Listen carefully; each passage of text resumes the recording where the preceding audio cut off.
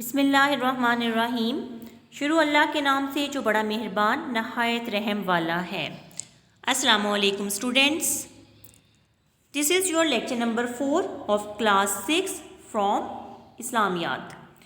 We read in this lecture page number 60, 61 and 63. Okay students, open your book page number 60. First we read our lesson. ملک و ملت کے لیے ایثار کا جذبہ۔ ایثار کے معنی ہے ترجیح دینا، یعنی اپنی ضرورت پر دوسرے کی ضرورت کو ترجیح دینا۔ ترجیح دینا کسے کہتے ہیں کہ آپ کو کسی چیز کی ضرورت ہے، لیکن آپ جب دیکھتے ہیں کہ آپ کے علاوہ بھی کسی اور کو وہی چیز چاہیے تو اپنی ضرورت کو آپ پیچھے رکھ کے دوسرے کی ضرورت کو پورا کریں تو اس کو ترجیح دینا کہتے ہیں۔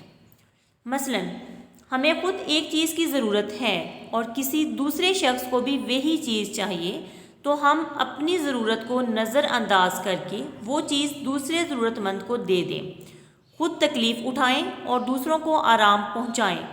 خود قناعت اختیار کرنا اور اپنا مال اللہ تعالیٰ کی راہ میں خرچ کرنا ایثار کہلاتا ہے۔ ایثار کی اہمیت و فضیلت۔ اللہ تعالیٰ کا فرمان ہے لن تنالوا البر حتی تنفقوا مما تحبون، جس کا ترجمہ ہے مومنو، جب تک تم ان چیزوں میں سے جو تمہیں عزیز ہیں اللہ تعالیٰ کی راہ میں خرچ نہ کرو کبھی نیکی حاصل نہ کر سکو گے۔ یہ بیٹا سورہ آل عمران آیت نمبر 92۔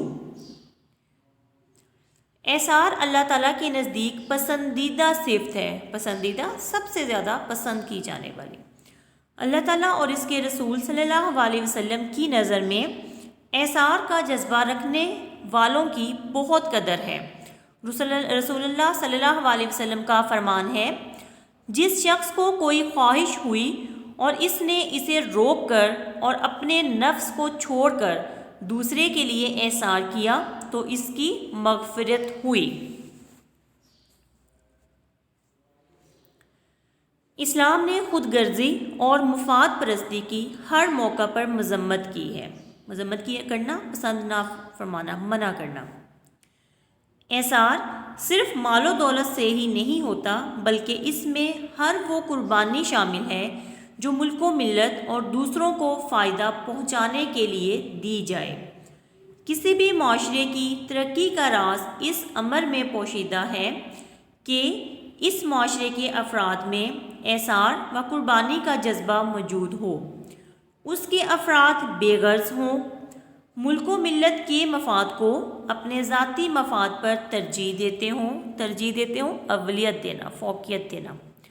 لالچی اور خود غرض افراد کبھی بھی معاشرے کی اجتماعی ترقی میں کردار ادا نہیں کر سکتے۔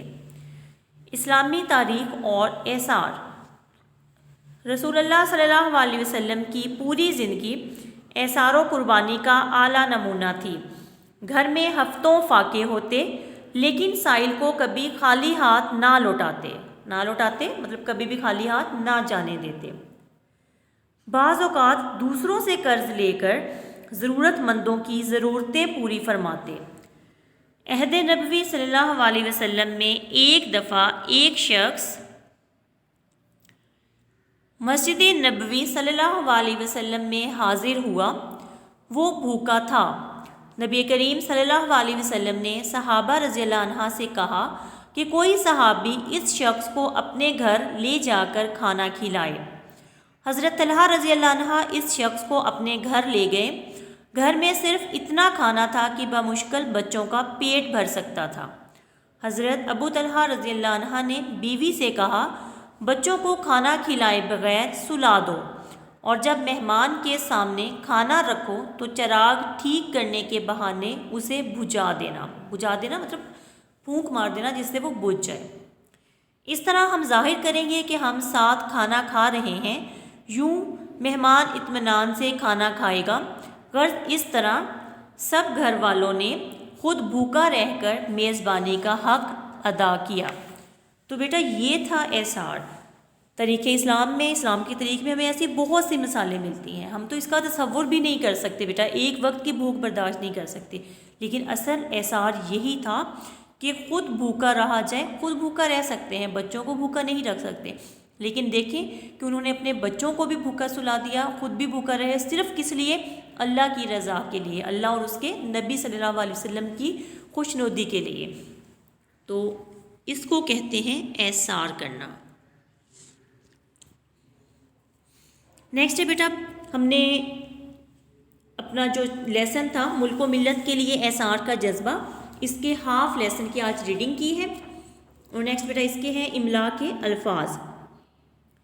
فرسٹ ہے ترجیح،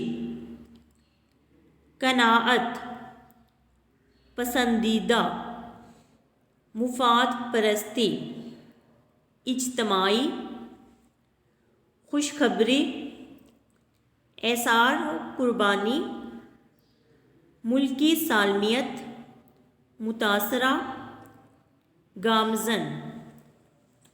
تو بیٹا یہ املا کے الفاظ آپ نے ان کو رجسٹرز پہ رائٹ بھی کرنا ہے اور ان کو دوبارہ سے یاد کر کے خود اپنی رف نوٹ بک پہ لکھ کے بھی دیکھنا ہے. نیکسٹ ہے بیٹا آبجیکٹیو. سوال نمبر 1، خالی جگہ پر کریں. یہ بیٹا آپ کی مشق میں نہیں ہے، لیکن اس کو میں نے خود سے خالی جگہ پر جو ہے ان کو کیے ہیں، تو آپ نے ان کو اپنے رجسٹرز پہ رائٹ بھی کرنا ہے. نمبر 1، احسار کے معنی ہیں ڈیش ترجیح دینا. نمبر 2، اپنا مال اللہ کی راہ میں خرچ کرنا ڈیش ہے احسار.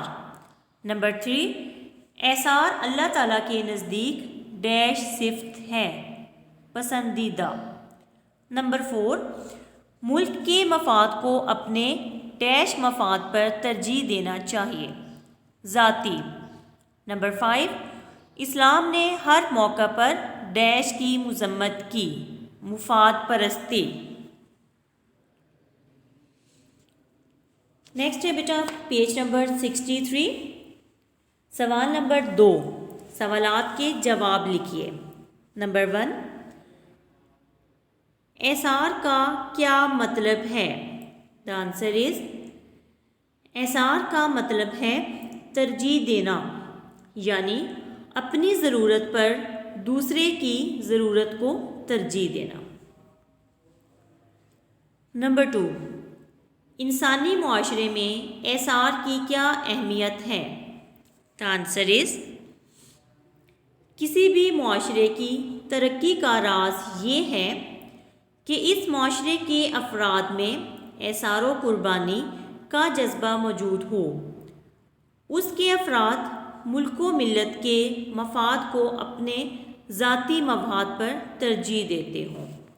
تو بیٹا یہ 2 کوسچنس تھے جن کے آنسرز یہاں پہ رائٹ کیے ہیں. ان کو بھی آپ نے لرن کرنا ہے اچھی طرح سے اور ان کو اپنے رجسٹرز پہ رائٹ بھی کرنا ہے.